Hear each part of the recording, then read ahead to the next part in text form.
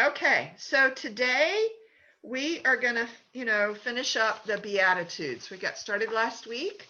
Wow. Um, and so we are on, if you've got Barclay's book or you want to follow online at the link that's on the church's webpage, and we're on page 118. We're starting, or if you're in your Bible, Matthew 5:7. Okay. So remember Matthew I just want to go back and recap a little bit that Matthew, and starting the Sermon on the Mount, verses 1 and 2, Matthew writes, seeing the crowds, Jesus went up on the mountain, and when he sat down, his disciples came to him, and he opened his mouth and taught them. So, I'd always had this vision of, or this image of the Sermon on the Mount being to, these huge crowds. But Matthew kind of presents it, so maybe it was to the disciples. But that's how Matthew presented it. So starting with verse 7, and the Beatitude, blessed are the merciful, for they will receive mercy. And, we've talked before about how Barclay really gets into the etymology of words, where the words come from. And that process fascinates me. It's not fascinating. I'm not fascinated enough that I sit around and study it, but I do enjoy reading it. I had one of my Greek professors in college. He was an incredibly brilliant man, but he could take a word and trace it, the Greek word, and trace it through, he just spontaneously on the board, well, this word, and then he would trace it through several different languages and how it changed and the meaning and the spelling, and it was fascinating. So that's probably where some of that came from. So anyhow, in looking at the word merciful, Barclay talks about how the word mercy, the Greek word is eleimon, and so he talks about the Hebrew and the Greek meanings for that word, because of course, these are the meanings that Jesus would have had in his head. So for me to look at this really sort of expands what Jesus maybe was trying to tell us. So the Hebrew word for mercy, and I didn't take Hebrew, so my pronunciation is probably not cool, but I think it's chesed. And it's the Hebrew word is basically, you can't translate it into English with just a single word, that it's not translatable into English. So it doesn't mean only to sympathize with a person, but it means the ability to get right. Barclay writes that to get right inside other people until we can see things with their eyes, think things with their minds, and feel things with their feelings.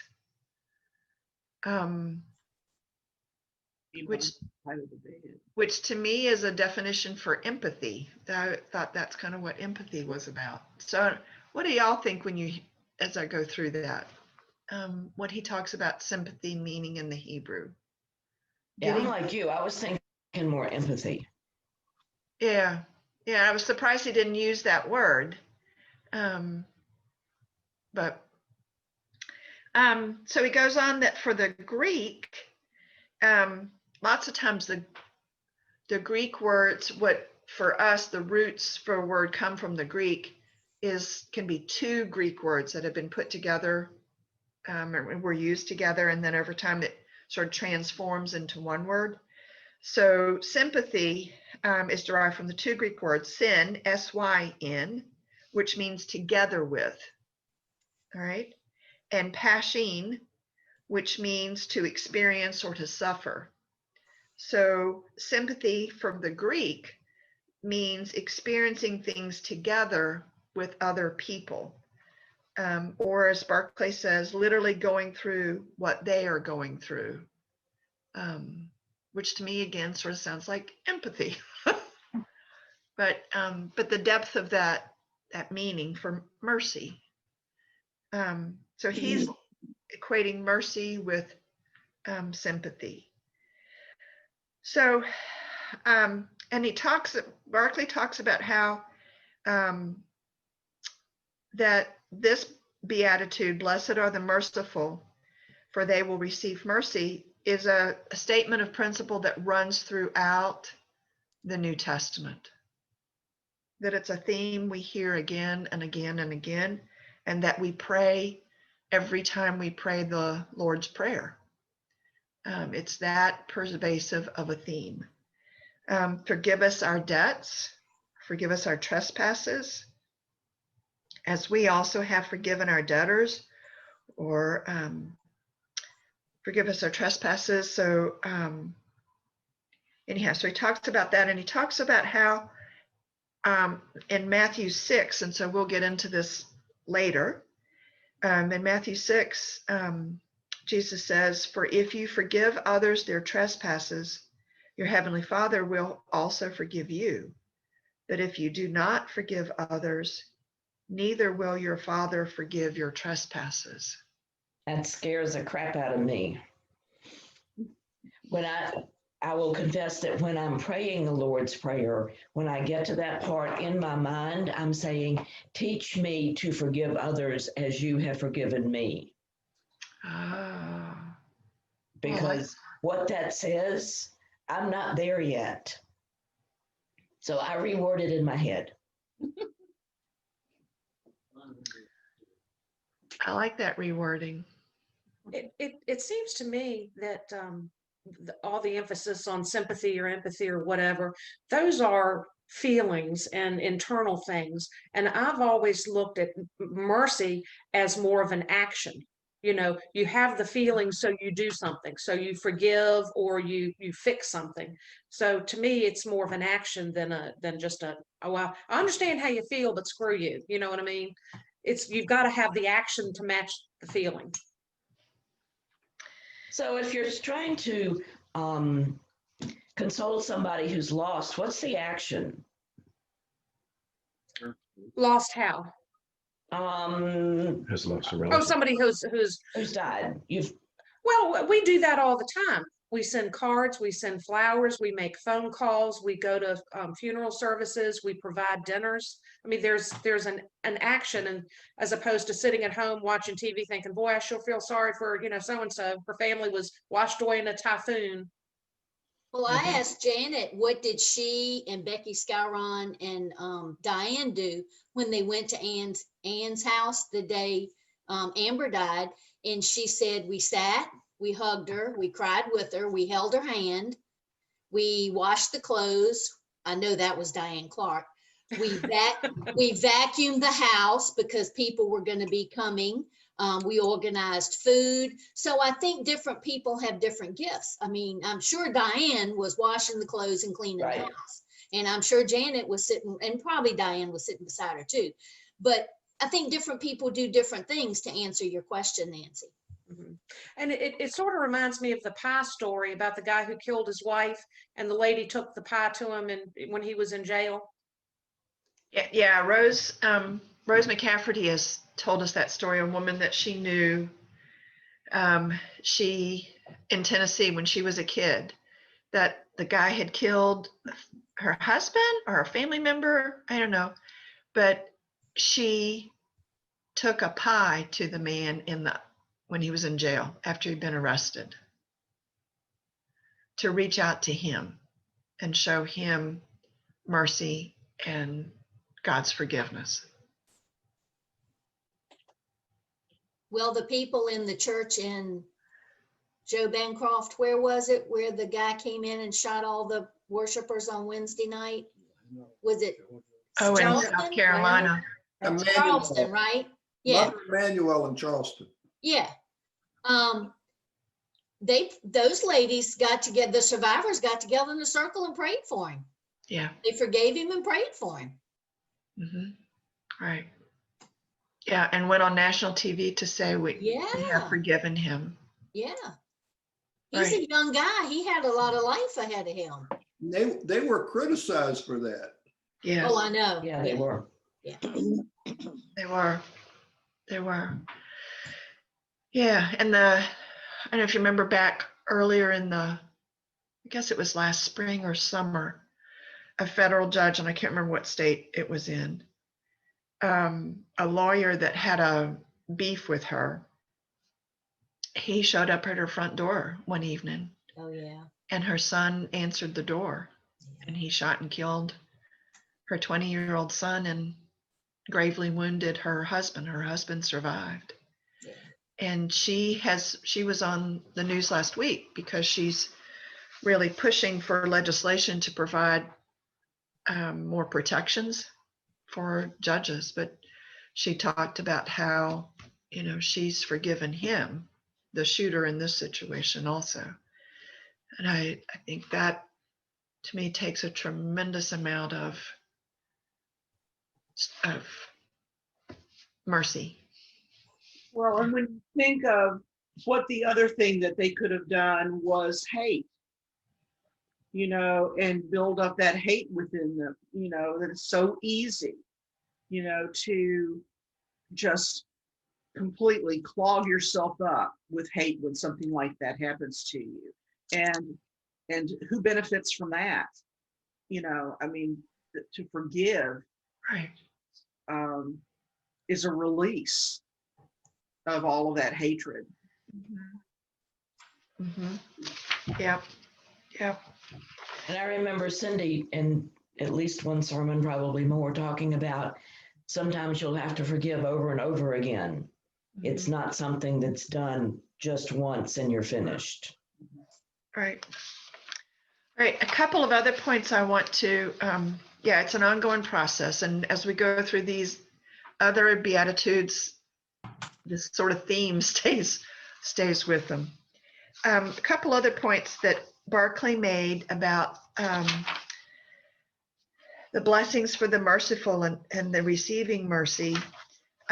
He talked about that being mindful of mercy, being merciful, would save us from being kind in the wrong way.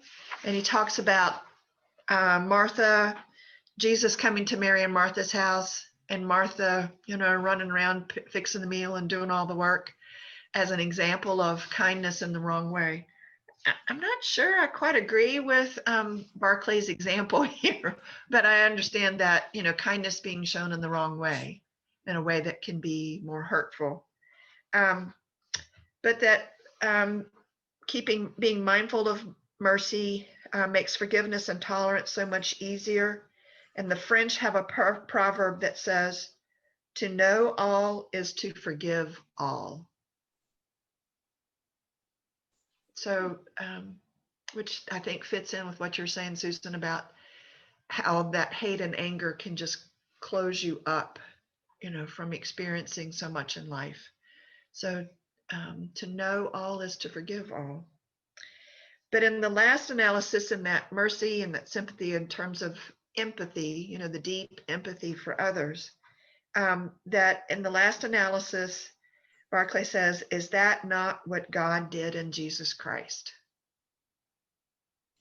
And that was like, whoo, for me, that Jesus Christ, in the most literal sense, God got inside the skin of human beings, that he came seeing things with human eyes, feeling things with human feelings, thinking things with human minds. So God knows what life is like because God came right inside life. And he gave an example of Queen Victoria after Albert had died, and another woman that she knew, her husband had died. And Victoria went to see her. We were talking about the things we do to recognize other people's pain. And the woman was distressed that she needed to get up and curtsy Victoria and, the usual things that you do to recognize a queen when they walk into your house. And Queen Victoria said, no, I am here as one woman who has lost her husband to be with another woman who has lost her husband. So that kind of mercy. Any other thoughts anybody wants to share about mercy, the beatitude regarding mercy? I think do wanna- somebody was talking about hate a minute ago. I think if you just try to sustain hate, it drains you. And on the other side, you never come out anywhere positive. But if you start, and I didn't do this as a young person, if you start trying to love and forgive, it's hard at first, but ultimately, after some amount of time, you come out in a better place by making that effort. But I didn't understand that until I was an adult and many decades down the road from things that happened. Yeah, That's probably true of most of us. Yeah, Right. but if you keep hating, you never come out on the other side. You just keep wallowing in a mud pit and you just stay dirty. You know, you just never come out on the other side. It always reminded me of holding a knife without a handle, and the tighter you grip that blade, the more it cuts the hand that holds it. Oh man, that's awesome, Nancy. Yeah, that's a good one. yeah, that's good. Let me read Barclay's in-depth translation of this beatitude. Oh, the bliss of those who get right inside other people until they can see with their eyes, think with their thoughts, feel with their feelings. For those who do that will find others do the same for them and will know that that is what God and Jesus Christ has done. So moving on to verse 8. Blessed are the pure in heart, for they will see God. So the Greek word for pure is katharos. Does that sound, can you think of an English word? Cathartic. Cathartic. Yeah. So boy, that fits in with what we were just saying, that, you know, when each of us have had a cathartic experience, you know, when there are emotions that have been held up inside of us and we are able to release them, and the cleansing or purity that we can feel as a result of that. So Barclay gets into what the word katharos, meant in Greek, that originally it meant simply clean. Just simply the word clean, such as cleaning your clothes, cleaning your house. That it was regularly used for corn with the process of sifting or cleansing it of all the chaff. So that process of purging all that, you know, you didn't need and that was not good for you. And then it often was commonly used in conjunction with another word, akiratos, which that word akiratos could be used of milk or wine which was not watered down with water, that it was pure milk or pure wine. So that the basic meaning of katharos is unmixed, unadulterated, or unalloyed. So metals that were pure metals, that they weren't a mixture of other metals together. So blessed are those whose motives are always entirely unmixed, for they shall see God. So Barclay makes the point, it's very seldom indeed that we do even our finest actions from absolutely unmixed motives, that as humans, to have pure motives can be, doesn't happen very often for us. Barclay makes the point, though, that this beatitude, he felt, demands of us the most exacting self-examination. Is the work we do in church done for Christ or for our own prestige? Are our prayers and our Bible reading engaged with the sincere desire to keep company with God, or because it gives us a pleasant feeling of superiority to do those things? is our religion a thing in which we are conscious of nothing so much as the need of God within our hearts, or a thing in which we have comfortable thoughts of our own piety? So those are some pretty soul searching questions. That was a very revealing paragraph right there on page 123 that starts with, this beatitude demands from us the most exacting self-examination. I think I reread that, I don't know how many times, because there's, do you do things for pay, self-display, prestige, respectability, superiority, piety? There's 6 or 8 things in there that, Yeah, I mean, you know. I right. had the wrong answer on several of them. Oh, me too. Oh, me too, Yeah. Sarah. Yeah. Me So too. when I hear this beatitude, I think back to Moses and the burning bush, and you cannot see God and live. And so that was what I was thinking about when you were talking about catharsis. And I wonder if the catharsis that we go through before we can see God is actually passing from life to death. That's an interesting thought. Nancy. Well, that was deep. Wow. That's food for thought for us for this next week. And I think of death as one breath you're here, the next breath you're there. I'm with Jesus when he said to the guy on the cross, today you will be with me in paradise. I'm not one of those that thinks you lay in a coffin for 238 years and then you get promoted. I'm like, you know, I'm here and then the next breath I'm there. Yeah, I agree. Yeah. So, but you know, don't we all know what that catharsis, we know if we self-examine ourselves, we know what that's all about. I can make a list of from pushing my brother off the woodshed when I was probably 12 and he was probably 8. I can tell you from the beginning what I've done wrong.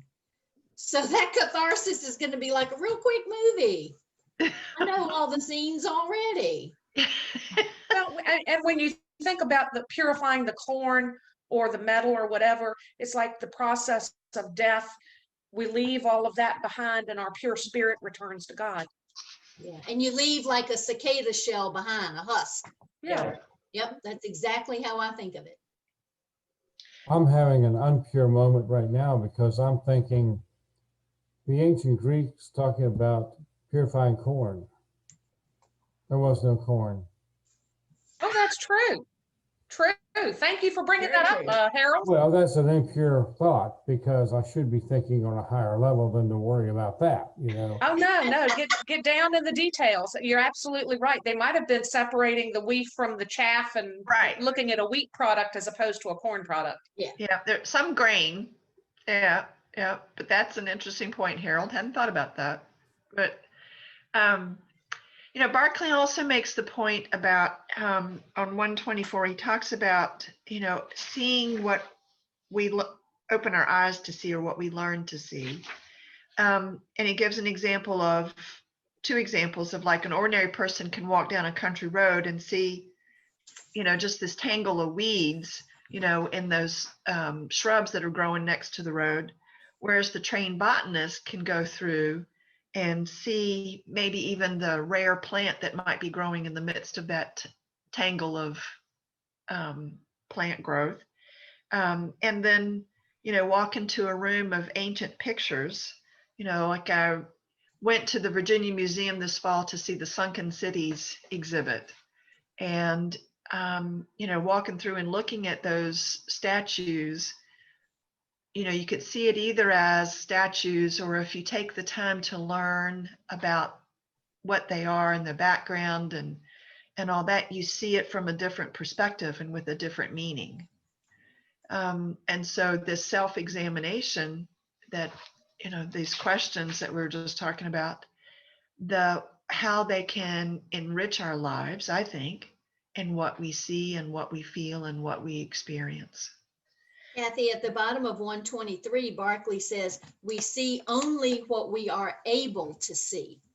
And I think the more we read, learn, and grow and spend time with Christian friends like we're doing now, the more you're able to see. Mhm. Mhm. Yeah. And if we wait till we have an absolute pure heart for our actions, there's going to be a lot of people starving in this world. Yeah, yeah, Yeah. yeah. Point While well you're made. perfecting your own life, you do merciful, kind, generous actions. Yeah, good point, Harold. Right. Right. So to kind of wrap things up on this beatitude, it is only Barclay says that, Jesus reminds us or teaches us, it is only the pure in heart who shall see God. So we are either fitting or unfitting ourselves someday to see God. So what we do now makes a difference.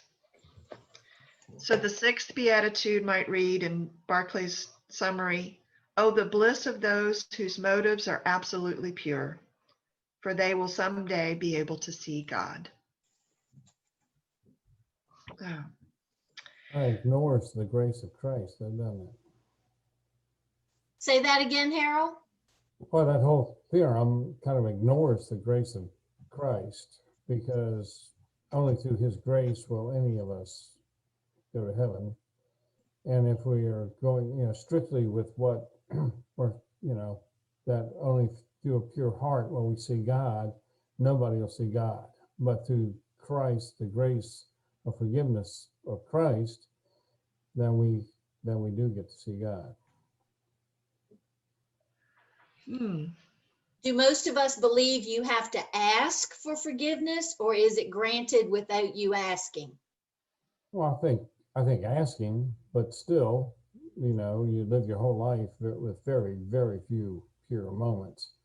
And that's, and why else did Christ come to forgive us if we were all able, or most of us even able, to be so pure as we would go to heaven and see God without the forgiveness of Christ?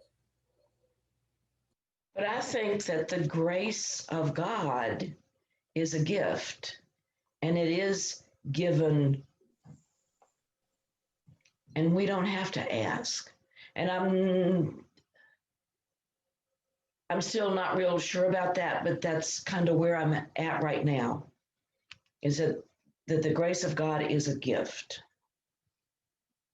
And we have to accept it because it's given. We don't have to ask for it. And I think that gift, I agree with you, Sarah, that I think it's a gift also. And that it is a gift that is always there for us. I think it's those moments of God's grace where we are able to have those moments of purity. The moments of purity of being with God, even in this life. It may not be a total 100% connection with God, but that there are times that we still can be in the presence of the divine, and the divine be working in us and be with us. And that we can be in the heart of God, not be the heart of God, but feel that presence of God. I think it's through grace that we can experience those times in our life now. That there are, I don't know, that's my thought. But I think grace is not just at the end. I do think we are able to experience God's grace in this life too, and strive for that purity to be with us more often than not. That's my own take. I don't know what y'all think. I just often perceive God is saying to me, "You're deeply flawed, kid, but I'm here anyway." Ah, I like that. I like that. Yeah, yeah. Jean, were you adding something? Okay, so moving on to the next beatitude. Blessed are the peacemakers, for they will be called children of God.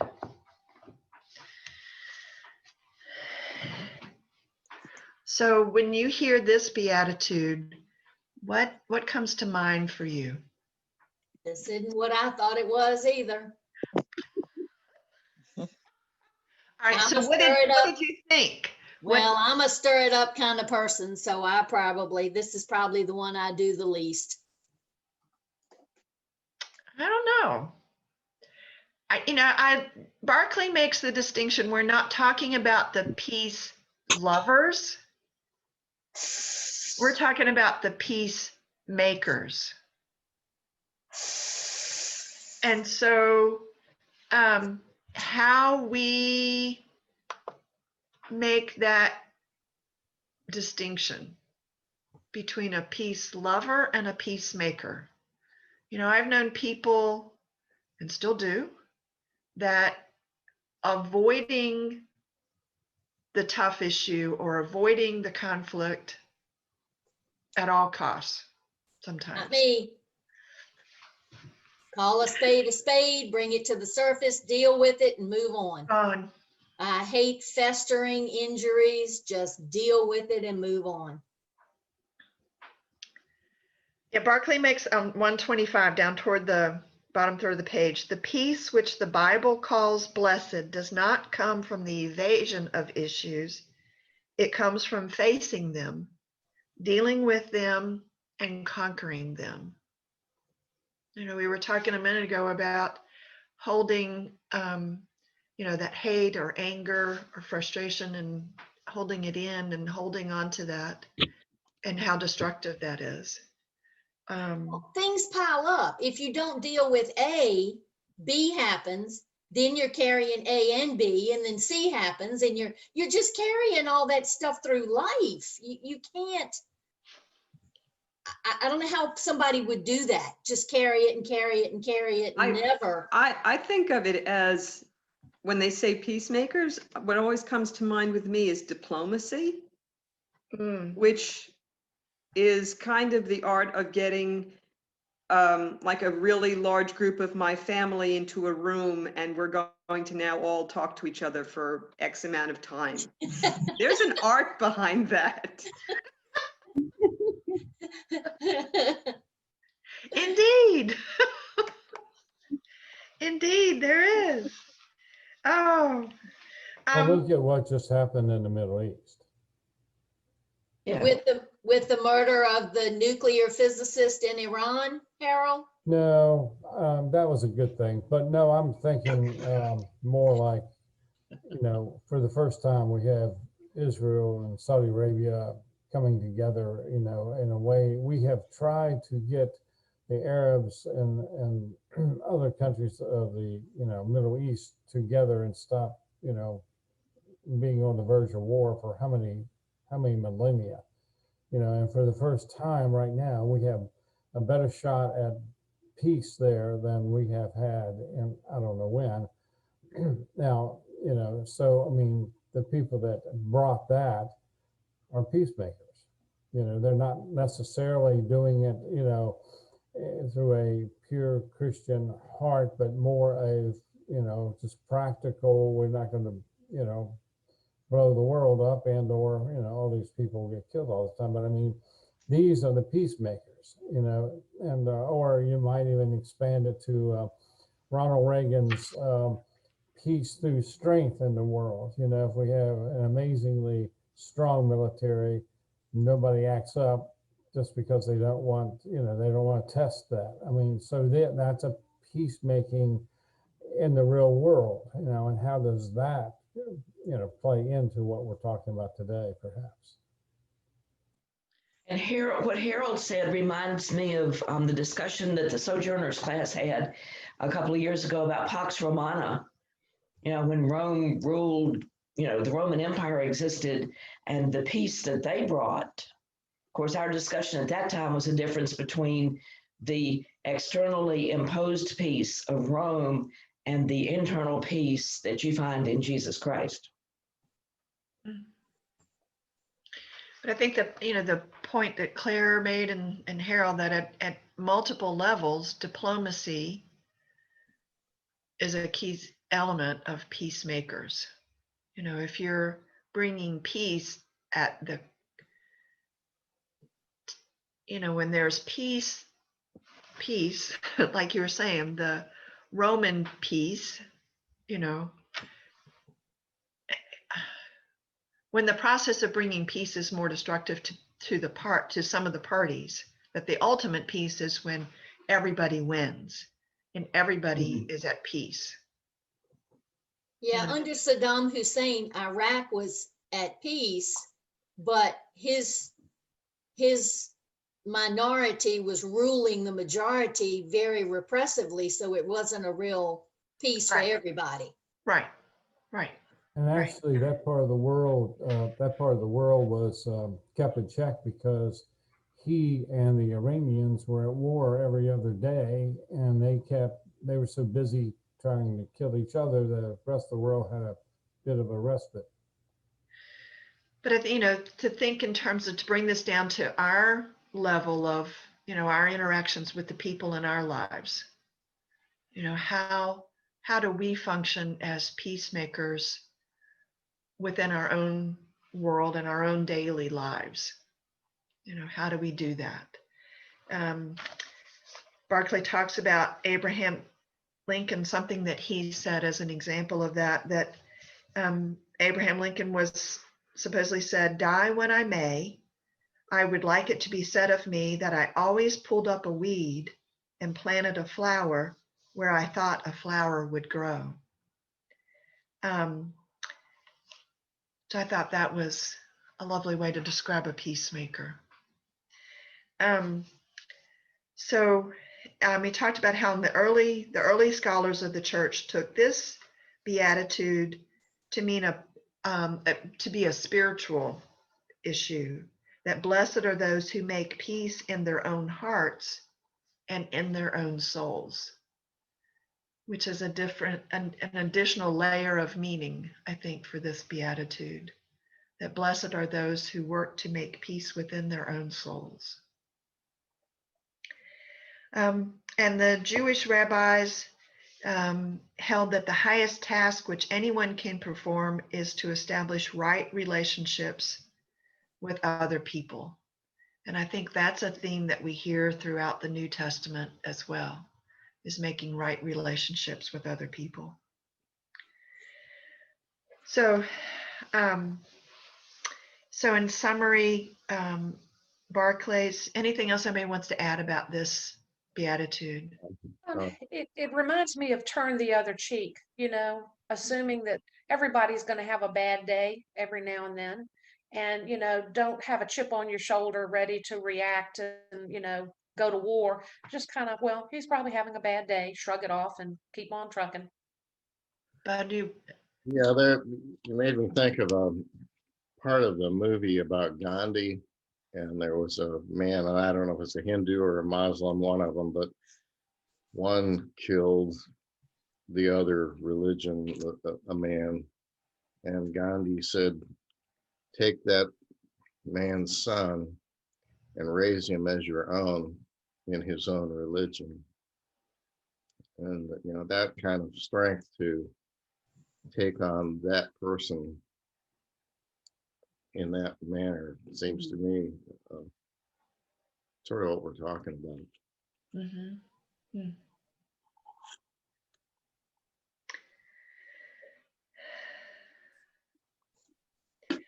So I did want to add one other thing. Blessed are the pure. No, we haven't gotten to it. Sorry.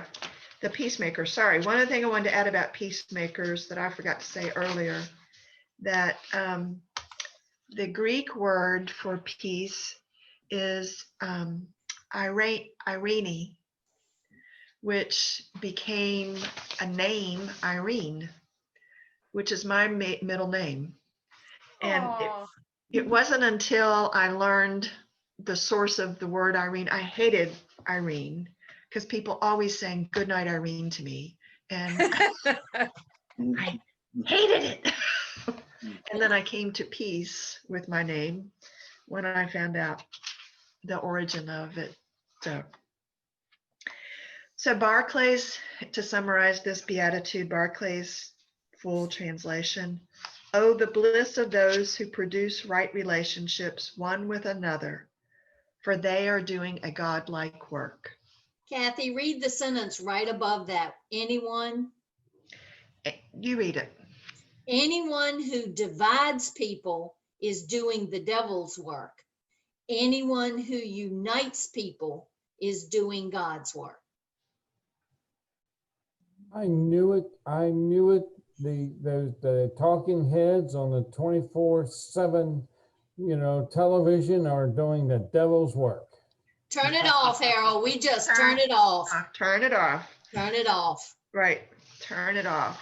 So, okay. That's a powerful statement. Yes, it is. And that's part of that self-examination, I think. All right. So Matthew 10 through 12. Would somebody like to read that? I'll read it. Okay. Blessed are those who are persecuted for righteousness' sake, for theirs is the kingdom of heaven. Blessed are you when people revile you and persecute you and utter all kinds of evil against you falsely on my account. Rejoice and be glad, for your reward is great in heaven, for in the same way they persecuted the prophets who were before you.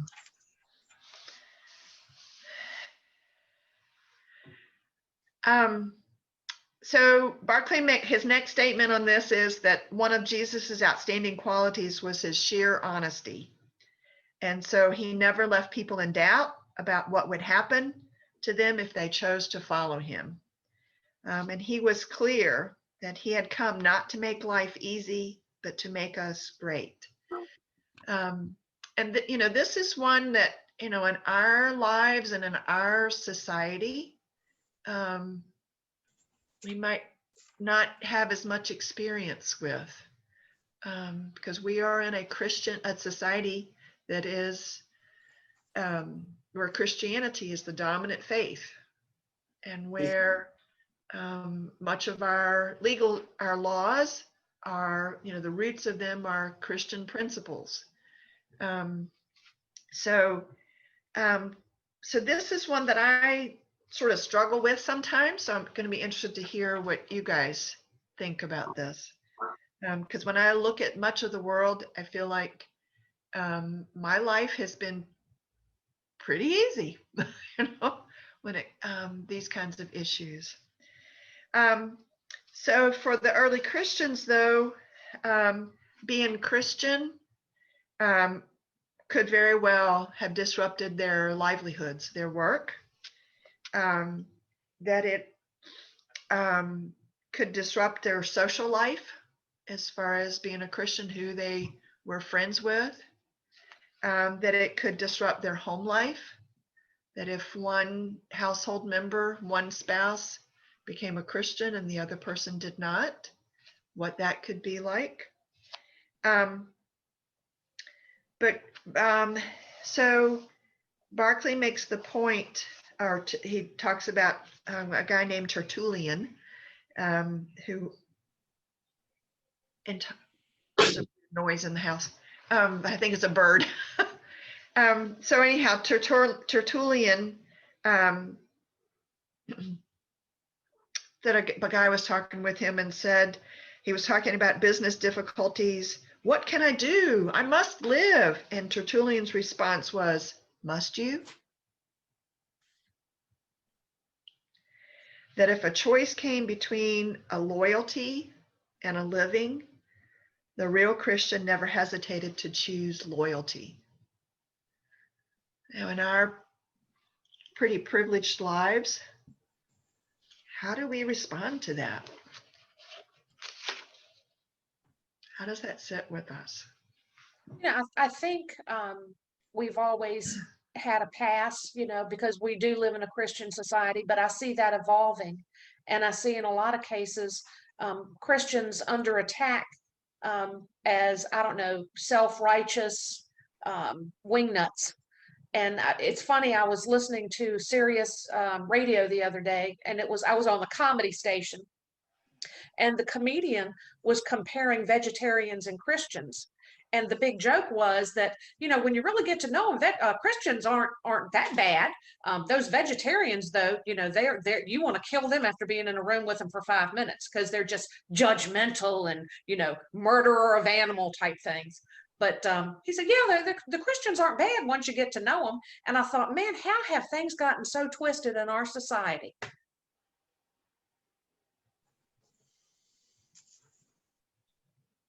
But on the other hand, if you think back to the way I grew up, Southern Baptist, and I can remember how severely, and part of this was cultural, not just religious, but how severely judgmental my parents and grandparents were. If people didn't behave exactly the way they thought they should behave, they were considered bad people. And that attitude was so pervasive that that I think in the minds of a lot of people, that's what it means to be a Christian, is to be so judgmental, to be holier than thou. We've got a bad rap, and it's, there's some reason for it. And I think a lot of people left the church because of it. And back in the late 80s, my dad spent 3 months in the hospital. And at that time, my sister was going to a church, and we spent every weekend in the hospital, because we all had jobs, and when we could visit, we were in the hospital. And when she went back to church, she was greeted with, "Well, where have you been?" Nobody expressed concern. Nobody had been worried. Nobody had reached out to her when she disappeared. But when she showed up, "Well, where have you been?" And she didn't go to church anymore because of that.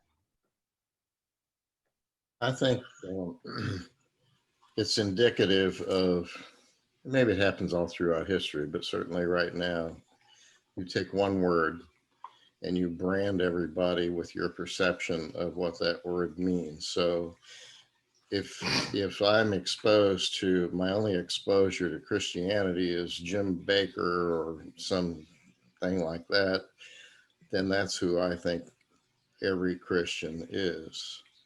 And I think we just take that to every aspect of our life. And we, in that sense, at least for me, I'm prejudiced. I prejudge based on what I think that person is. If they're going to beat me over the head with the Bible, I am not Christian. So that's it.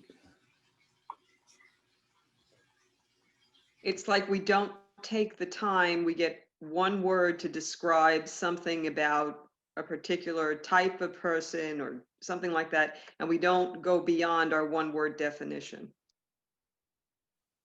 Right. It sounds like the persecution that we have experienced or seen has been more about Christian to Christian. Like calling Catholics Jews Christ killers when it was a ruling Sanhedrin council. It wasn't Jews in general. I mean, for the Right. longest time, Right. the Catholic Church was anti-Jew. Well, a lot of Protestant churches were too. Oh yeah. Yeah. And a lot of Protestant churches anti-Catholic. Mm-hmm. That especially in the South. Whereas in the North, if you were Catholic, then you were considered weird. The Protestants were considered weird. And so, that self-examination of how we as humans engage in different power play and how we use our power to feel powerful over others in some way. Kathy, we have 1 minute. All right. I want to close with going back through the Beatitudes. So I'm going to try to share my screen. All right.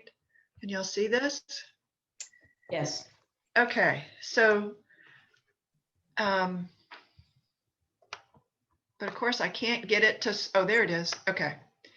All right. Blessed are the poor in spirit, for theirs is the kingdom of heaven.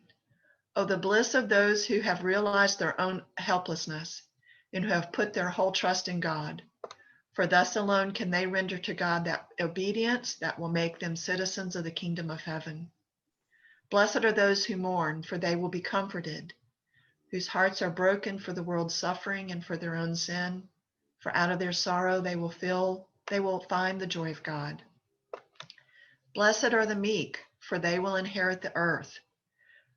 Oh, the bliss of those who are always angry at the right time and never angry at the wrong time, who have the instinct, impulse, and passion under control, because they themselves are God controlled, who have the humility to realize their own ignorance and their own weakness, for such people can indeed rule the world.